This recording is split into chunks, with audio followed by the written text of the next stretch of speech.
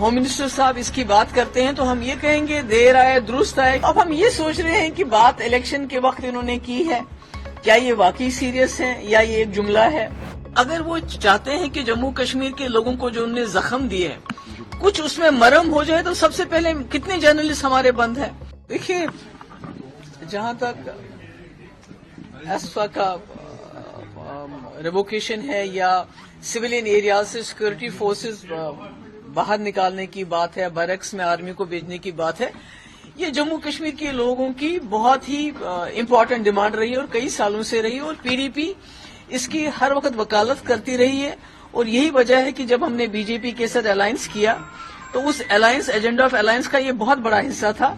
کہ جو ہی جموں کشمیر میں حالات بہتر ہو جاتے ہیں اسفا کو بھی ختم کیا جانا چاہیے اور سیکورٹی فورسز کو بھی سویلین ایریاز سے باہر نکالنا چاہیے. تو آج جب ہوم منسٹر صاحب اس کی بات کرتے ہیں تو ہم یہ کہیں گے دیر آئے درست آئے، کیونکہ جب بھی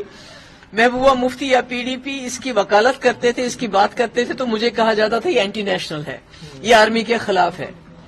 یہ ملک کے خلاف ہے. تو اب ہم یہ سوچ رہے ہیں کہ بات الیکشن کے وقت انہوں نے کی ہے، کیا یہ واقعی سیریس ہے یا یہ ایک جملہ ہے؟ کیونکہ آپ کو یاد ہوگا کہ جب انہوں نے کہا 2 کروڑ نوکریاں دیں گے ہر سال میں، انہوں نے کہا تھا کہ گیس کا سلنڈر کانگریس 450 میں دے رہی ہے، ہم 400 میں دیں گے. انہوں نے کہا تھا 15 لاکھ روپے ہم ہر غریب کے اکاؤنٹ میں جمع کرائیں گے. ایسا تو کچھ بھی نہیں ہوا. اور اس وقت میں سمجھتی ہوں کہ اگر واقعی امت شاہ صاحب سیریس ہیں، یہ کرنا چاہتے ہیں، کیونکہ ہم نے کئی ایریاز نے، مفتی صاحب نے اپنے ایریا میں جیسے اننت ناگ کا ہائی گراؤنڈ ہے، ٹٹو گراؤنڈ ہے، ہم نے کوشش کی تھی کہ جہاں آرمی کی ضرورت نہیں ہے وہاں سے ان کو نکال کے بیرکس میں واپس بھیجا جائے. اگر وہ واقعی امت شاہ صاحب سیریس ہیں تو آپ جانتے ہیں 2019 کے بعد ہمارے ہزاروں کی تعداد میں ہمارے لوگ نہ صرف جموں کشمیر کے جیلوں میں بلکہ جموں کشمیر کے باہر کے جیلوں میں بہت ہی عذاب میں ہیں. ان کے خلاف کوئی چارجز فائل نہیں کیے گئے ہیں،